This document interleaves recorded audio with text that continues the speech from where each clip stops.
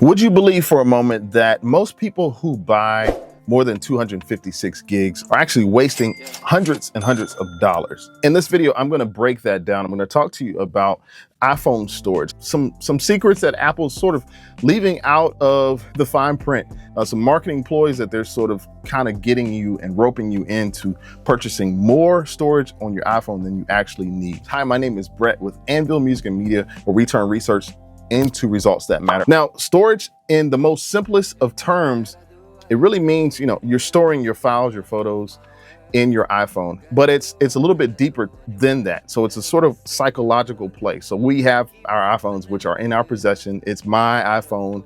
I'm the only one that can use it until I store my files in a cloud or in a service that I have to pay for. Then, so psychologically, is it still my file? Well, Apple knows this, right? And they know that they can get you to purchase storage that's more than 256 gigs. And today we're gonna dispel a lot of myths. So all the way from 260 or 256 gigs to a terabyte of storage space. I don't know personally who needs that much space in your iPhone, but we're gonna talk about it. We all use and all have credit cards, right? And I'll use myself for example. I have a credit card that I use sometime on a weekly basis. I swipe if I'm going shopping, whatever I'm going to purchase. I'm using that credit card, but that money is sort of invincible. It's not there. It's not an actual physical dollar bill or a $5 bill that I'm handing over. Me using that credit card, each time I swipe, and then I look at the end of the month, my bill is astronomical or whatever it is. I'm like, where did I spend this on? And it's just like using up your storage space. You're taking those photos, going on vacation, using your audio, just downloading app after app after app, and you're not seeing the invisible things that are going on in the background in your iPhone. Not to mention all of these cache files, the internet files that you use and you open daily. And all of this is taking up your storage space. That's another video for another time. But what am I saying? It's just like having a credit card and swiping.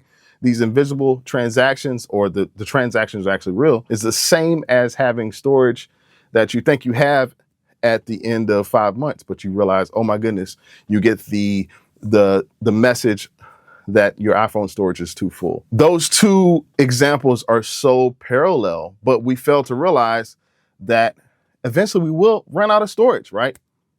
Your actual storage is not what it actually is. So what I want to talk to you about first is I want to sort of dispel the myth of, if you are looking to purchase an iPhone and you're looking at the storage of how much storage should I have? How much storage? And most of us lean to having more storage than less, right? Apple sort of gives you a base model option of either 256 gigs and it can go all the way up to a terabyte. You're wasting money if you're going to buy the larger amount of space. And I'm going to tell you why, right? 256 gigs is more than enough, guys. Like it's way more than enough. Most of us aren't like going out and videoing 4K videos. We're not out here rendering files on our phones, right? We're just not doing that. And the myth is that most of your apps and your photos and even your videos, they don't balloon in size. Like, you're not using a lot of space. And even if you are filming in 4K, right, you should absolutely be using an external hard drive. I have a couple of these laying around the studio. Lacey is really good, by the way. External hard drive. Go check it out. I've got a video on it. But if you understand what I'm saying, like 256 gigs is perfect. Like, don't get 512 gigs. Like, it's not really worth the amount of money. That's what Apple wants you to do. And like I said, unless you're a videographer who's filming 4K, like you're gonna need an external drive anyway, right? It's the 512 gigs of storage for an iPhone is really a niche group, right? Now this group, the niche group is videographers and graphic designers. If you're a professional videographer, a blogger, a hardcore like mobile gamer, get the 512. But if you're not, you'll never need the 512. I'm telling you, you're not going to need it. And even if you shoot the 4K video, you should be backing up your files regularly anyway. So it shouldn't even live on your iPhone to begin with. Apple wants you to be scared about storage. They want you to spend the $200 or more, but in reality, the reality is the smart file management system and iCloud services solves 99% of storage problems. And if you watch one of my videos before, I am not an iCloud file fan at all. I do not like storing my files in iCloud. This is probably not good for me even to say this in this video, because that's the thing that is probably going to be the best solution for you to take. That's the best route for you to take. You really want to go get that iCloud service. So let's move further. And I just want to, I'm bagging on Apple, but now I want to brag on Apple, right? Let's brag on Apple. Apple's superior service. They're a superior company. And I think that's the reason why they have to sort of charge you on the back end when it comes to upgrading your storage services. If it's storage, if it's RAM for computers, MacBooks, whatever. But right now we're talking about the iPhone. So if it's storage for the RAM, for the iPhone, they're going to try to charge you on the back end because their service, they number one, they make their own chips. The iPhone has the A16, but I believe it's either the A15 or the A16 Bionic or the A17 Pro chip in which it makes, and it's superior. It's second to none, right? I have a quick story. One of my friends I was talking to the other week was talking about how he had a job to where he was doing some animation for one of his clients, and his clients was had uploaded some of his animation to his PC. I'm not hassling PC right now, but the animation on the PC was like, it was struggling. It was struggling to animate. It was struggling. The video was struggling to play. He then placed it on his iPhone, just smooth. The video was just as smooth as can be. So we understand the superiority of, or the superiorness. I just made up a word. Apple's products being superior to Android, right? Apple versus Android, in my mind, it's not even a clear fight. It's not even a clear battle. You will understand that because I have an Apple channel. So that's why I'm sort of saying this. But in reality, Apple's products are far superior to Android just because of the simple fact it makes its own chips. So where Apple excels, they have to make sure that they also excel in the marketing to you, the consumer, to make you buy the 520 or 512 gigs versus the 256 gigs that you get for either your iPhone 15, iPhone 16, or iPhone 17 that's coming later on this year. Listen, Apple makes the most of their money through their model mix, right? The different models that they supply you, they're making money based off of if you upgrade. And at the time, and it's not really an upgrade. It's just a step up, a ladder up. You go to purchase an iPhone and you have different choices, but with those different choices, you have a sort of a base model, then you have a mid model, and then you have the superior model. I just made that up, but the superior model, just for a minute, if you will, is going to cost you the most. The mid grade model is going to cost you the second most, and then the base model is going to be the least expensive, right? Apple makes money through their model mixes, right? They also make money through their storage upgrades. Now, this is what we're talking about in the video, because they understand that you, the consumer, is going to want to have as much storage as possible. We want to get the most amount of storage. This applies to anything in life, right? It's not just America. It's all over the world. Like, if you have if you have the product with the most, I'm gonna be willing to pay for that, because I'm coming into this wanting to pay it, not just because I have to pay it. You do know that is a very much the sign of a consumer. I'll put myself in this sentence. I and we and you, all of us, we're consumers. We purchase because we want to, not because we have to or need to. We want to, right? So with that, all that being said, most people can't afford data apps, and they can afford to uh, offload their files and their apps and their videos to a third-party source, right? Or to the cloud. Those who are premium iPhone customers, you know, what I'm seeing today is most people are less inclined to buy or spend the extra money for additional storage. Shout out to you guys. Kudos. Don't do it anyway. Like I'm saying, don't spend that extra amount on storage, because this is Apple's marketing strategy, right? Their marketing strategy is to get you to buy the premium product.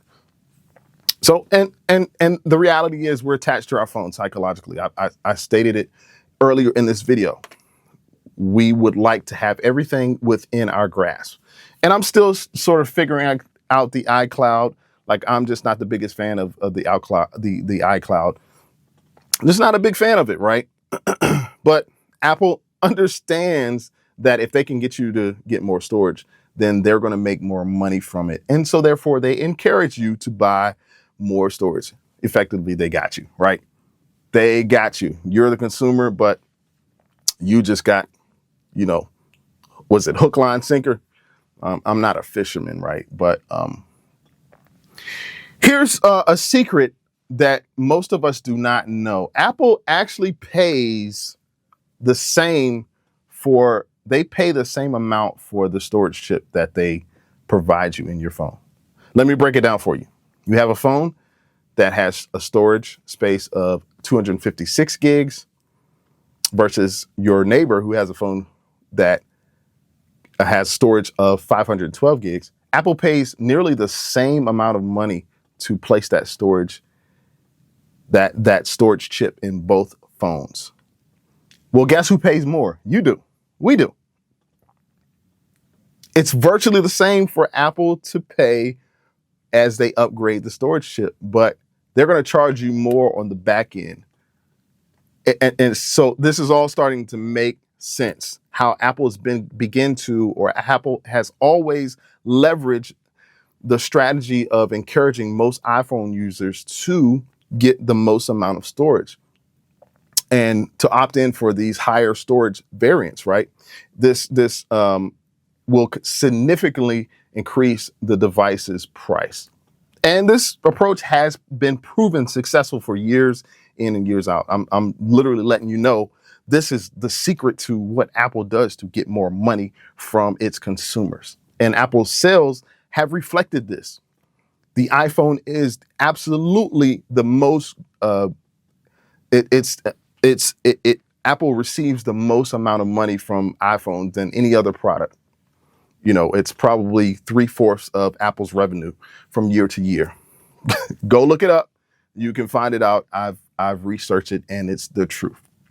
So this approach that Apple does has been proven to offset otherwise the stagnation of revenues across iPhone sales. So they realize if they can get you in the door, they will upsell you. That is the key word. Upselling is the key word. It's a marketing strategy. And back to my whole parallel, I don't know if you got it, with the credit cards. Like, these credit card companies they have massive amounts of data, the consumers and they know that if they can get you to swipe and continue to purchase, more than likely you're going to end up further in debt, because they've studied us, the consumer, and they know what we love, and they know that if we have a card that is unlimited, or in the case of the iPhone, if we have an iPhone with the most storage, it's going to effectively cost us the most money, which we may not even need. And some of us don't even need credit cards, right? Another story for another time. What I want to do is before I get off, I want to really give you a quick tip in what you can do rather than upgrading, right? Because some people may be saying, well, what should I do? I mean, I really want the 512. If you want the 512 versus the 256 storage, get the 512. But I'm saying what you can also do is, instead of getting that 512 or getting a terabyte of space in your phone, use those savings to buy better accessories, right? Get you a better set of AirPods, right? AirPods are out here. I mean, it's a great accessory that you can have.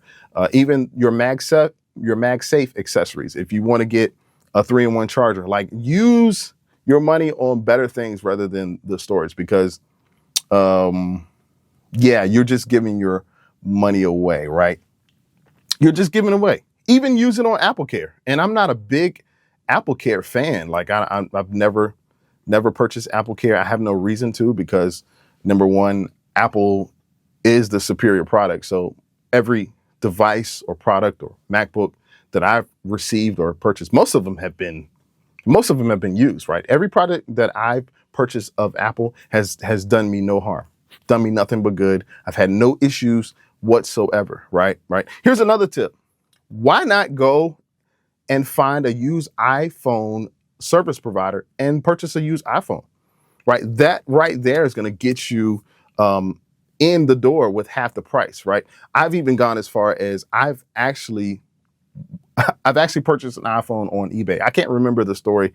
I had an iPhone and maybe it was, I don't think it ran out of storage, but something may have happened to it, or I think I may have broken a screen. I'm not sure, but I wasn't going to buy a new iPhone just because of whatever had happened. So I went right on eBay and I purchased an iPhone. Of course, you got to make sure you have the universal chip that's in the iPhone to make sure that it works with whatever you use. So these things are sort of things that you want to, these are tips to sort of help you get something used, right?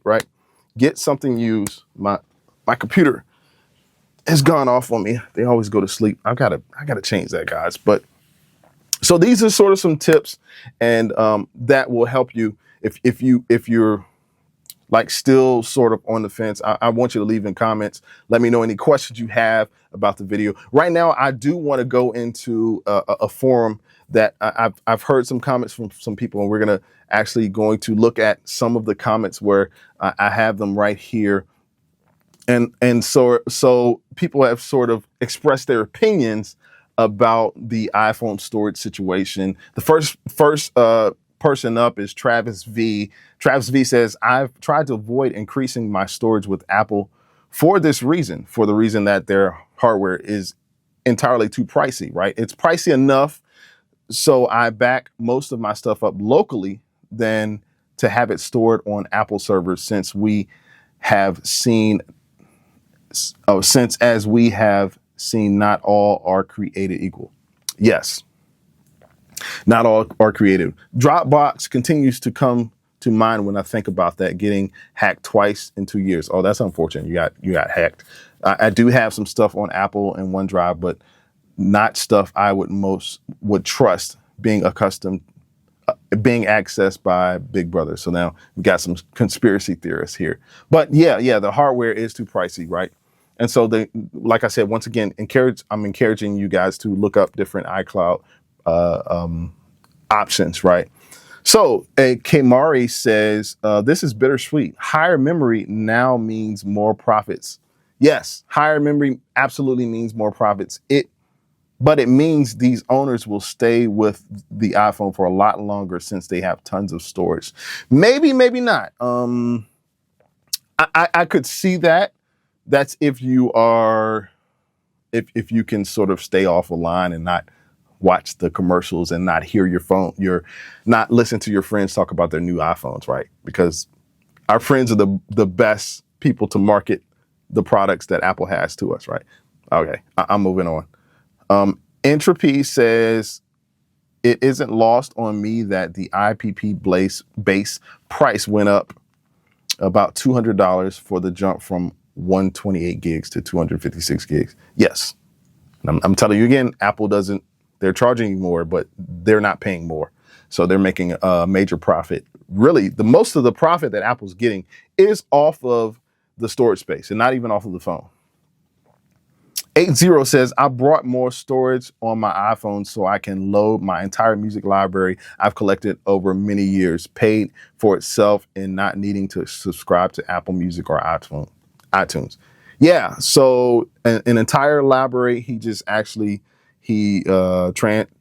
it over to, he said, the music library I collected over many years, he brought more storage for it.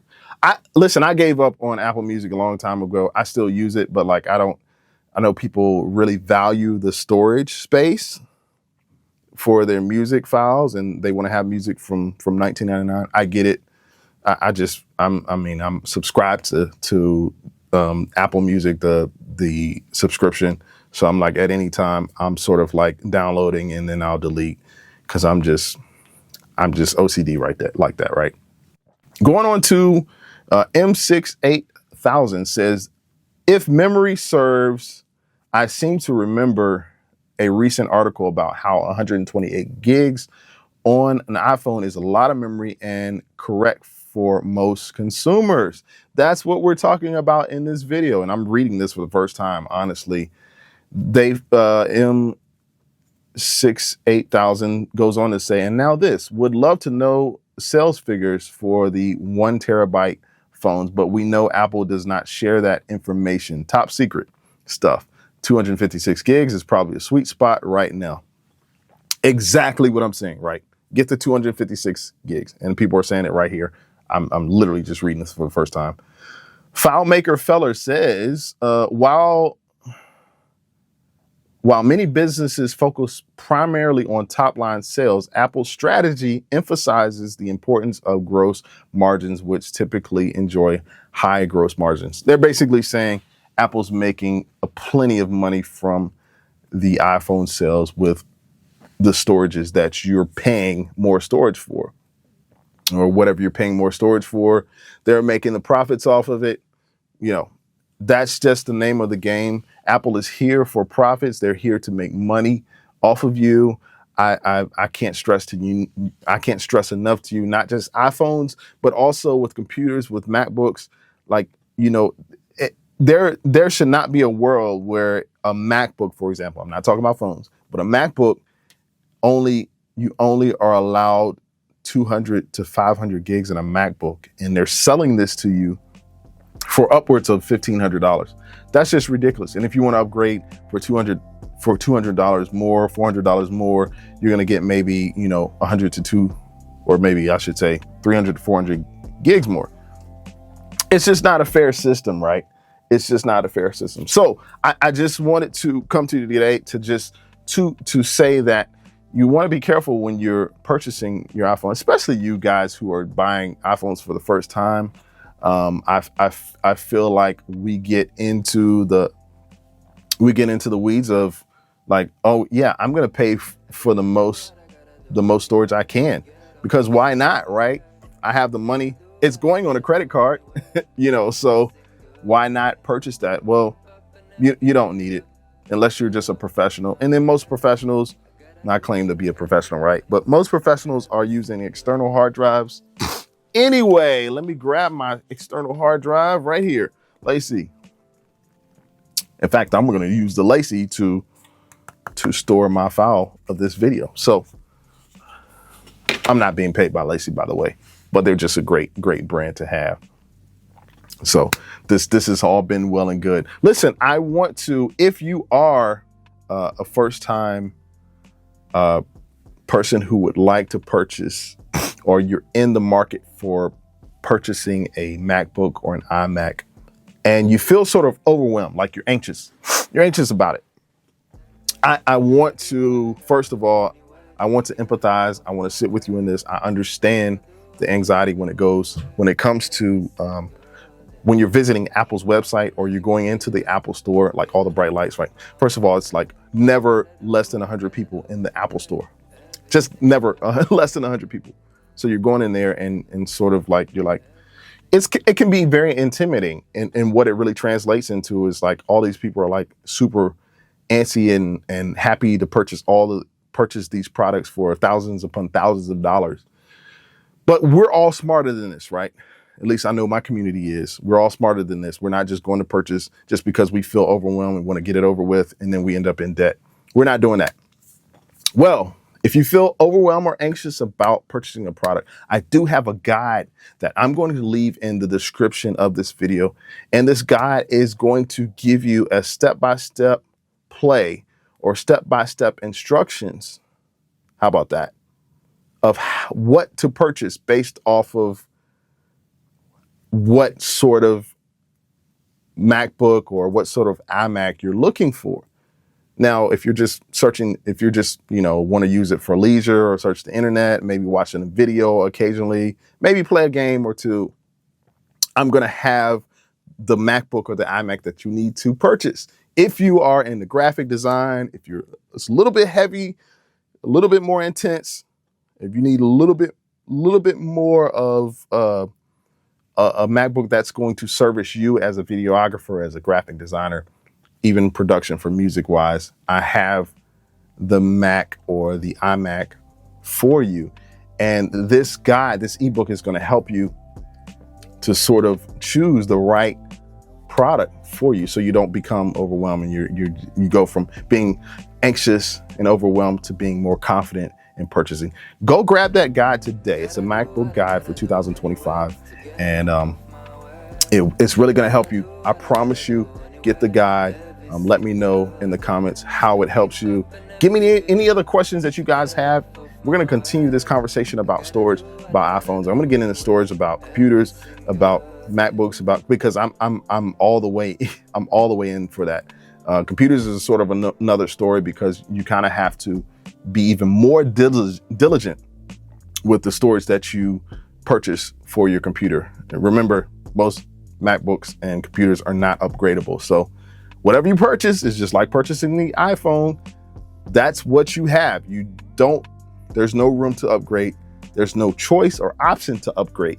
So it's a little bit different in that, but leave me your questions and concerns. Don't forget to subscribe and like this video, subscribe to the channel, and we will see you guys very soon. Also, before I leave, Tuesdays and Fridays, I'm on the channel live, man. I'm here talking to you. We got a great community. We have people who are sort of sharing their thoughts. We got in a conversation like a couple weeks ago about NVIDIA chips and GPU chips. And I was like, whoa, let me do some research, because I'm not like, I just let them talk in the comments.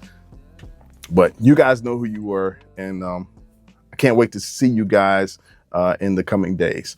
All right. This is Brett again, and I will talk to you all soon.